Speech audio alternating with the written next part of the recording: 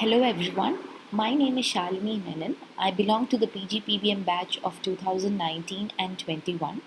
I will be briefing through the challenges faced by the Indian banking industry with relevance to the aspect of non-performing assets. In this briefing, I will explain about the non-performing assets, the reason for the increase in the non-performing assets, and what will be the way forward.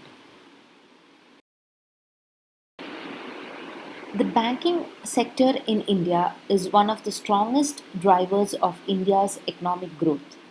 This industry has made outstanding advancement in the last few years, even when the rest of the world was struggling.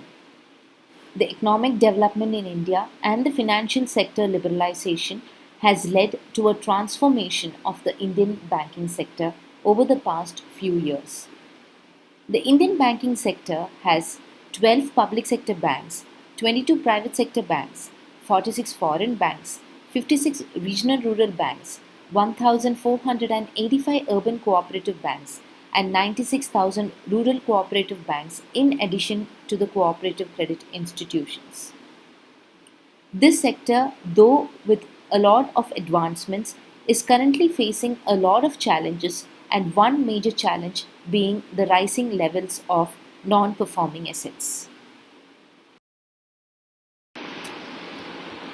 What are non performing assets? Money or assets provided by banks to companies as loans sometimes remain unpaid by borrowers. This non payment of loans is defined as non performing assets. They are also sometimes called as bad assets. In India, RBI monitors the entire banking system, and as defined by RBI, if for a period of more than 90 days the interest or installment amount is overdue, then that particular loan account will be termed as a non performing asset. The recognition standards being pursued by the banks after the RBI highlighted it in the asset quality review has led to an increase in the non performing assets.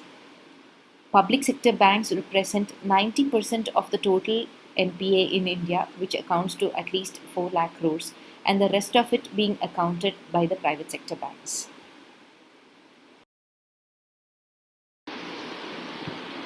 The reasons for increase in the level of non performing assets: extensive lending, relaxed lending norms, restructuring of loan facility, lack of contingency planning, and economic shocks.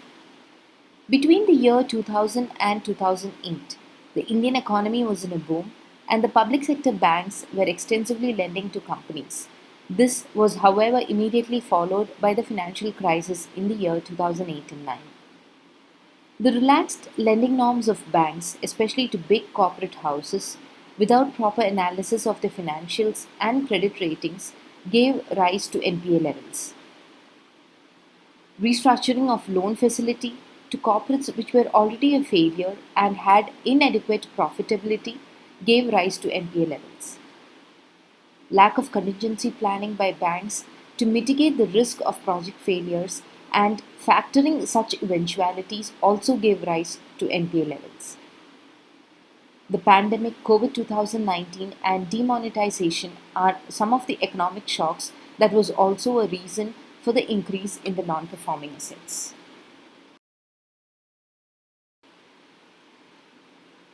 Some of the major impacts of the rising levels of NPA are lenders suffering from a lowering profit margin, stress in the banking industry causing lesser money available to fund other projects and therefore impacting the larger national economy, higher interest rates by the banks to maintain their profit margin, redirection of funds from good projects to bad projects, rising unemployment.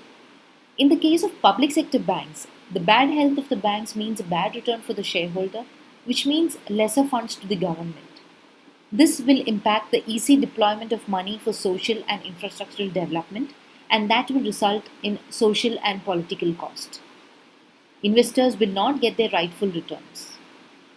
NPAs related cases will add more pressure to the already pending cases with the judiciary.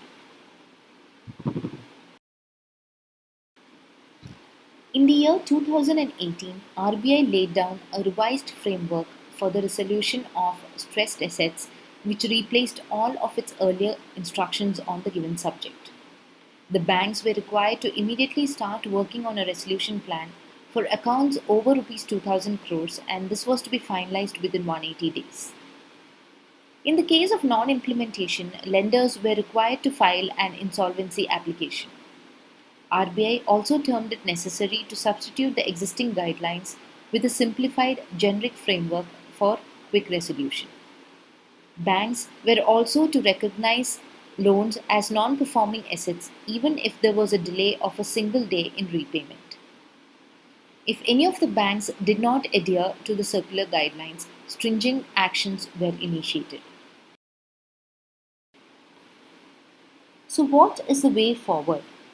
Banks should accept losses on loans, and they should do it without any fear of harassment by the investigative agencies. The Indian Banks Association has already set up a 6-member panel to oversee resolution plans of lead lenders. However, to expedite the resolution, many more such panels will be required. One another solution is to set up a loan resolution authority, and if necessary, this can be done through an act of the Parliament. The government should also look at infusing more capital to recapitalize the banks.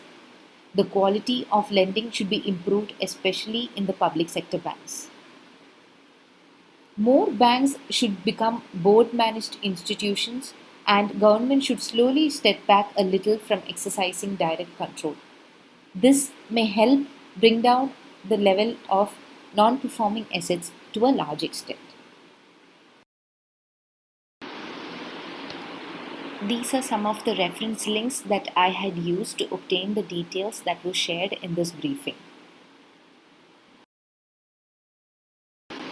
Thank you.